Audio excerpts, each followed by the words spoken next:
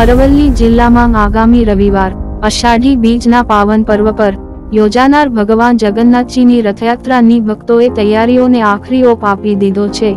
મોડાસા શહેર સહિત જિલ્લામાં રથયાત્રા પર્વને લઈ અરવલ્લી જિલ્લા પોલીસ સહિત સુરક્ષા જવાનોનો સઘન અને ચુસ્ત બંદોબસ્ત ગોઠવાશે।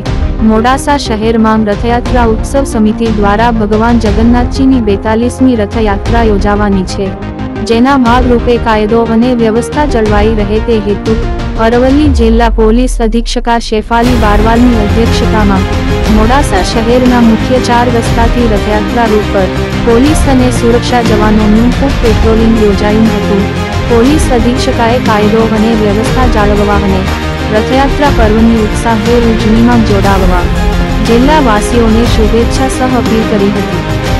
7 जुलाई 2024 को जो भगवान जगन्नाथ जी की जो रथ यात्रा निकलने की है, उसके संदर्भ में आज हमने फ्लैग मार्च का आयोजन किया।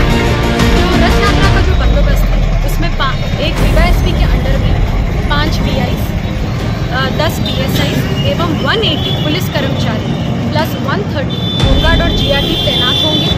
ये सारे ही लोग अपने पूरे गियर के साथ, लाठी, हेलमेट के साथ